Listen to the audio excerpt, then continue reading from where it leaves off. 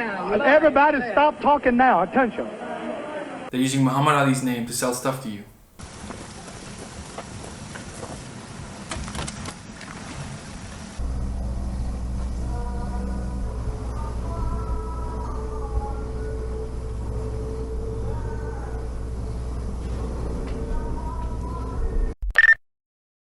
Assalamu alaikum. Assalamu alaikum. Assalamu alaikum. Sports. Everyone loves watching sports. Whether it's football, rugby, tennis, basketball, F1, cricket, or golf. Just kidding. No one likes to watch golf.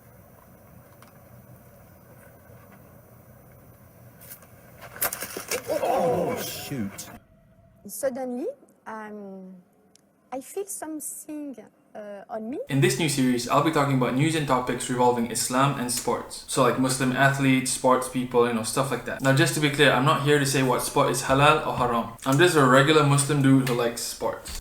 Except for golf. Which brings us to our first topic of this episode. Paul Pogba, otherwise known as La Pioche. The former Manchester United and current midfielder for Juventus has been in the news lately. There's been all kinds of stories from how he was the target of an extortion attempt by an organized gang to accusations from his own brother about him being engaged in witchcraft and black magic. It's a mess.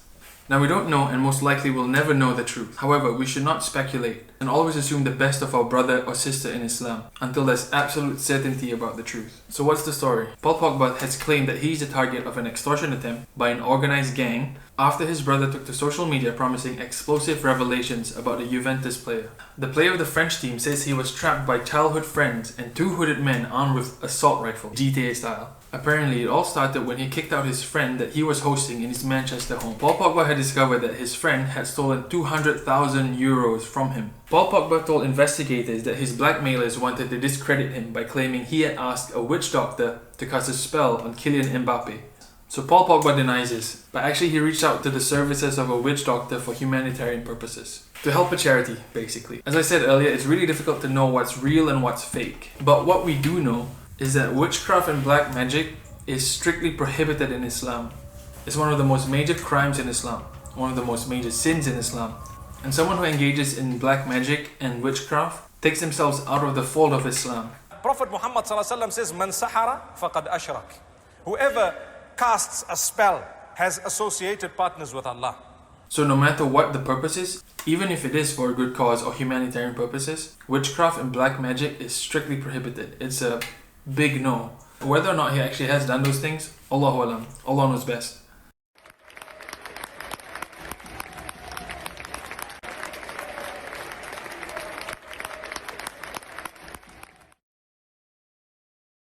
Another lesson we can learn from this story is how crucial it is to choose your friends wisely.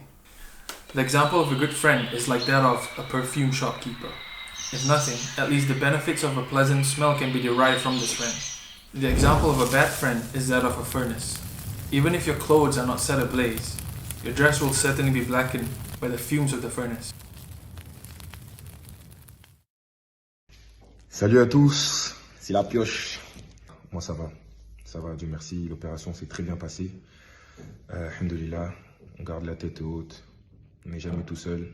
Il y a le très haut avec nous et puis, solidente. On sourit toujours. Dieu merci. Allez. Time. Perhaps he is the greatest of all time, ladies and gentlemen, a former three-time heavyweight champion of the world, Muhammad Ali. Muhammad Ali. It was Muhammad Ali. For me, he was a big inspiration. I learned a lot from Muhammad Ali. I know I'm great, but can I tell you something? In this situation, every head must bow, every tongue must confess. This is the greatest. Now, Muhammad Ali, nicknamed the greatest, known as the GOAT of heavyweight boxing, one of the greatest athletes of all time, one of the most known athletes of all time. Both in and out of the ring, he was a champ. His achievements inside the ring is well documented. He beat more champions and top contenders than any other heavyweight in history. His achievements outside of the ring, though, I would argue is a bit more impressive. He visited countless hospitals. He donated millions of dollars. He would hand deliver food and supplies. After retiring from boxing, he dedicated a lot of his time to humanitarian efforts. It's been documented that he would spend at least 200 days within a year to travel just to perform humanitarian work. But I want to talk about a lesser known story. So this interview was done like 45 years ago, something like that. So he was asked, how do you do da'wah, or spreading the message of Islam? He said he would pass out pamphlets and brochures about Islam. This was said about him. Every morning he wakes up and he's at the desk all day signing pamphlets. Everyone wants his autograph. He has pre-signed pamphlets that he's going to give away instead of signing what everyone gives him.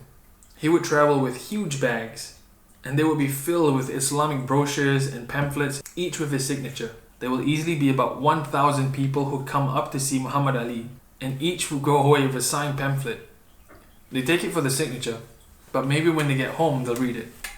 He was then asked if he had any time left for hobbies, to which he replied, no. His only hobby is sitting downstairs at his desk, signing pamphlets. People would tell him, Muhammad, you've got to get out, get some fresh air. But he doesn't listen. He hates to run out of the autograph pamphlets. When there's an opportunity to give them out, he only says, I should have signed some more. He can sign 500 brochures in 2 hours, and he would do that every day. May Allah accept his deeds. Muhammad Ali passed away on June 3rd, 2016. And like many sports people and celebrities, he too sold his image rights. So Muhammad Ali has sold the rights to market 80% of his name and likeness to some companies. Which basically means the company can sell stuff with his name on it, with his picture on it, with him on it. And of course they're making use of it. They're selling perfumes in his name. They're selling t-shirts, boxing equipment. They're even releasing a musical with his name. And if you go onto his social media pages, you'll find very little acknowledgement of Islam, which he spent his post-boxing career in spreading. So as Muslims, we have to be very wary when we follow these types of accounts on social media. And it's no secret that they're using his name to sell you something. So beware. That's all we have for today. Consider leaving a like or subscribing if you like this type of content. Yeah, I'll speak to you soon, inshallah. بكت عيني بكت عيني بكت عيني على ذنبي وما لاقيت من كربي فيا ذلي ويا خجلي إذا ما قال لي ربي أما استحييت تعصيني ولا تخشى من العتب. Allah is God, and I have faith in them, and regardless of the world and the pressure, I made it an easy night, because Allah has power over all things. And if you believe in Him, nothing, even George Foreman, will look like a baby. It wasn't a close fight, was it? I talk to God every day. If God's with me, can't nobody be against me. I shook up the world. I shook up the world.